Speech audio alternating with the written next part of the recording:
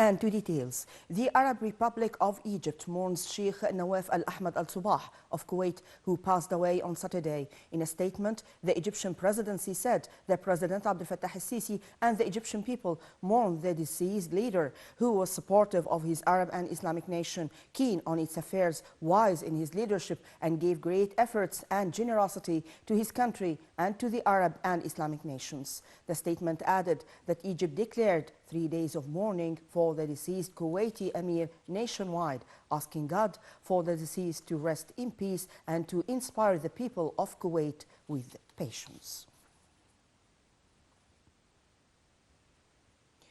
Kuwait's Emir Sheikh Nawaf Al-Ahmad Al-Sabah died on Saturday, aged 86, according to the royal court, just over 3 years after assuming power in the U.S. allied Gulf oil producer. The Emir was admitted to hospital late last month due to what the state news agency described at the time as an emergency health problem, but said that he was in a stable condition. Crown Prince Sheikh Mishal Al-Ahmad Al-Sabah, 83, who has been Kuwait's de facto ruler since 2021, when the Emir handed over most his duties, was named as Sheikh Nawaf's successor. The details. Sheikh Mishal Al-Ahmad Al-Sabah was named as Kuwait's new emir on Saturday after the death of his brother Sheikh Nawaf Al-Ahmad Al-Sabah, age 86. Sheikh Mishal, 83, spent much of his career helping build the Gulf state's security and defense apparatus before stepping into public eye when he became Crown Prince 3 years ago. He was thrust further into the spotlight when he was handed most of Emir Sheikh Nawaf's duties in November 2021. Sheikh Mishal becomes Kuwait's third emir in just over 3 years. Until 2020, the post had been held for 14 years by Sheikh Sabah Al-Ahmad, a prominent figure on the Arab world known for helping lead Kuwait out of the ruins of Iraq's 1990 invasion.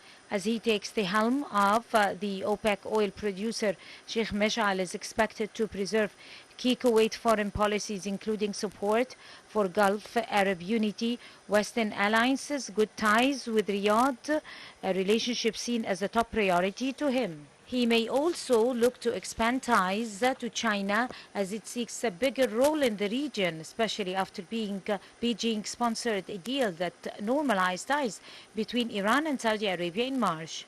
Sheikh Mishal signed several economic agreements during a visit to China in September.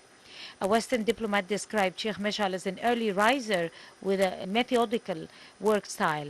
Sheikh Mishal was Deputy Chief of National Guard from 2004 to 2020 and Head of State Security for 13 years after joining the Interior Ministry in the 1960s.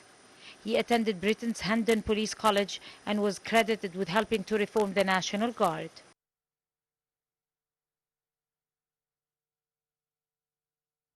The national election announced on Saturday that a press conference will be held on Monday at 2 p.m. to declare the results of the first round of presidential elections. The NEA said it has not received any appeals from the 4 presidential candidates or their deputies in the presidential elections and over the issued decisions from the public polling stations on the voting process in elections.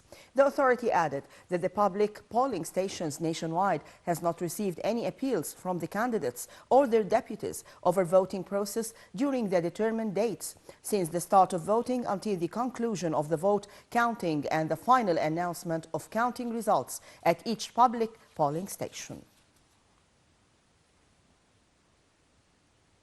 An official of the Israeli occupation army said on Saturday the 3 hostages killed by Israeli soldiers in Gaza were shot.